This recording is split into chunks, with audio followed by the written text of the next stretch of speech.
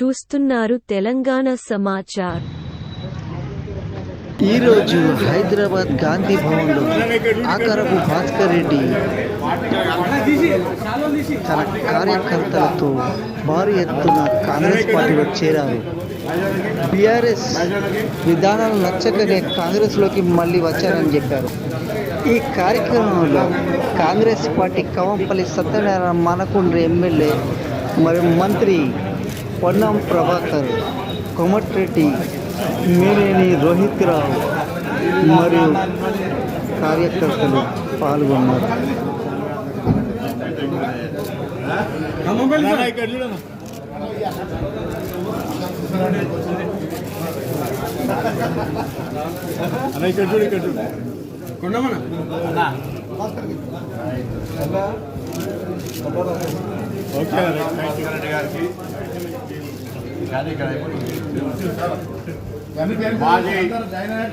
మాజీ జిల్లా విభజన కాంగ్రెస్ అధ్యక్షుడు, దానికంటే ముందు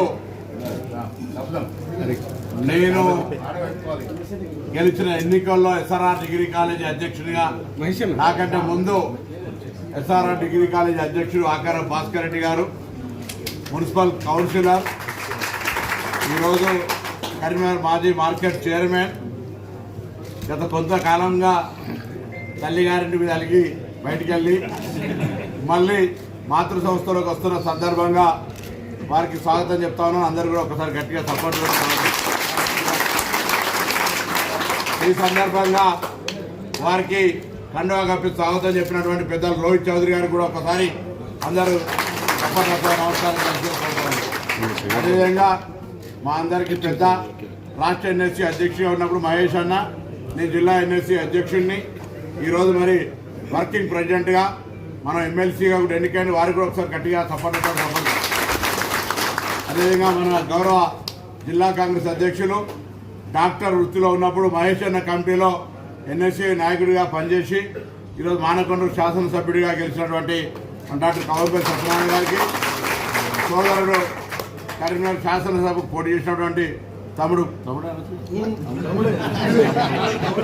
ఎమ్మెల్యే పోటీ చేసి నన్ను తమ్ముడు అంటారు కురువాల శ్రీనివాస్ గారికి, అదేవిధంగా సిరిసిల్ల జిల్లా మాజీ కాంగ్రెస్ అధ్యక్షులు నాగుల సత్యనారాయణ గారికి, మాజీ పట్టణ కాంగ్రెస్ అధ్యక్షులు సంగీత శ్రీనివాస్ గారికి, ప్రస్తుత పట్టణ కాంగ్రెస్ అధ్యక్షులు చొప్పదండి ప్రకాష్ గారికి, అదేవిధంగా ఇక్కడ విచ్చేసిన మిగతా కాంగ్రెస్ పార్టీ నాయకులు, తిరిగి ఈరోజు కాంగ్రెస్ పార్టీలో చేరుతున్న వారందరూ కూడా హృదయపూర్వకంగా స్వాగతం చెప్తూ, ఇవి చాలా క్లిష్టమైన పరిస్థితి. ఈరోజు మనం రాహుల్ గాంధీ గారు దేశవ్యాప్తంగా పాదయాత్ర చేస్తూ దేశంలో ఉన్నటువంటి అందరికీ న్యాయం జరగాలి, అందరూ కలిసి ఉండాలి అనేటువంటి ఆలోచనతో జరుగుతున్నటువంటి సందర్భం. మరోవైపు ఏమో అభివృద్ధికి సంబంధం లేకుండా ఎన్నికలు వచ్చినప్పుడు మతపరమైనటువంటి అంశాలను ప్రేరేపితం చేసి దేవుళ్లను రాజకీయంలోకి లాగి వారి ఫోటోలు పంపకం ద్వారా మరి ఎన్నికల్లో గెలవాలనేటువంటి పరిస్థితి ఒకవైపు.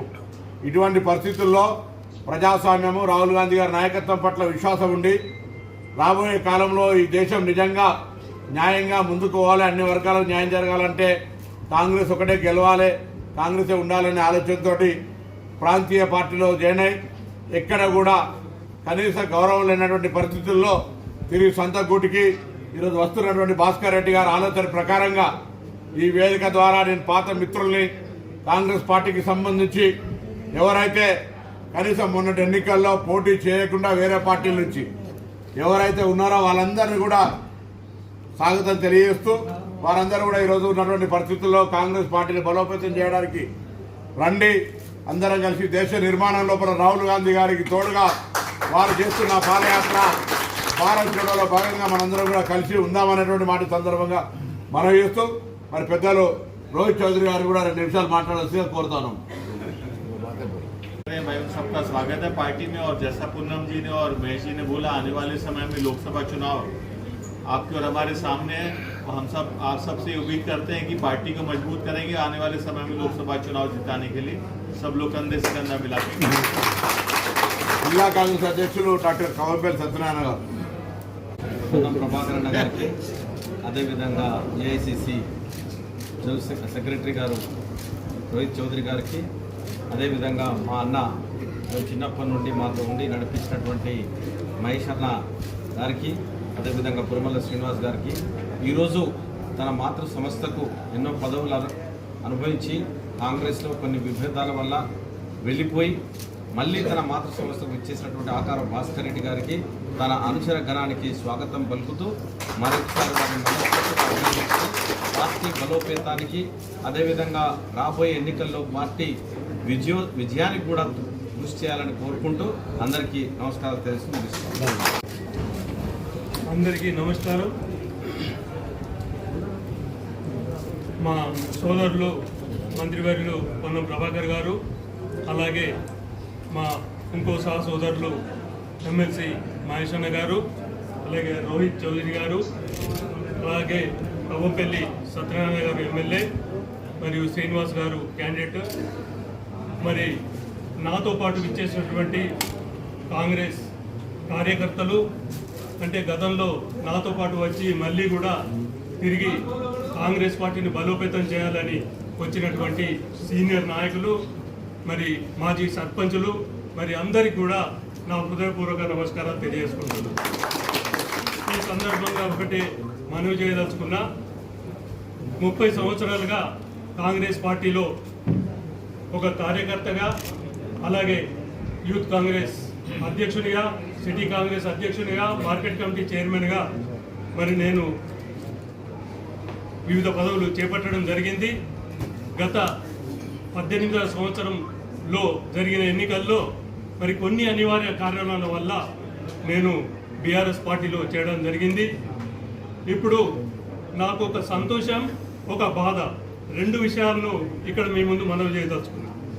ఈ 5 సంవత్సరాల కాలంలో మరి ఈ బీఆర్ఎస్ పార్టీ చేపట్టినటువంటి ప్రజా వ్యతిరేక కార్యక్రమాలే కానీ, కార్యకర్తలను ఒక విధంగా హీనంగా చూడవచ్చిన దాని విషయంలో కానీ, ఇంకా అనేక నిరుద్యోగ వ్యతిరేక విషయాల్లో కానీ, మరి అందులో ఈ 5 సంవత్సరాలు నేను పాలు పంచుకోక దూరంగా ఉన్నందుకు నాకు సంతోషంగా ఉంది.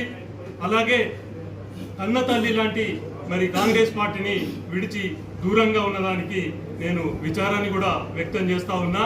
కానీ ఇప్పుడు ఒక నిర్ణయానికి వచ్చి మరి ఈ సమయంలో దేశానికి రాహుల్ గాంధీ గారు, మరి రాష్ట్రానికి రేవంత్ రెడ్డి గారు నాయకత్వం అవసరం ఉంది. కాబట్టి మనందరం కూడా ఇప్పుడు రాబోయే పార్లమెంట్ ఎన్నికల్లో మన జిల్లాలో మరి పొన్నం ప్రభాకర్ గారి నాయకత్వంలో, అలాగే ఈ రాష్ట్రంలో రేవంత్ రెడ్డి గారి నాయకత్వంలో మనందరం కృషి చేసి మన పార్లమెంటును కూడా ఇక్కడ పెద్ద అత్యధిక మెజార్టీతో గెలిపించుకోవాల్సిన అవసరం ఉంది.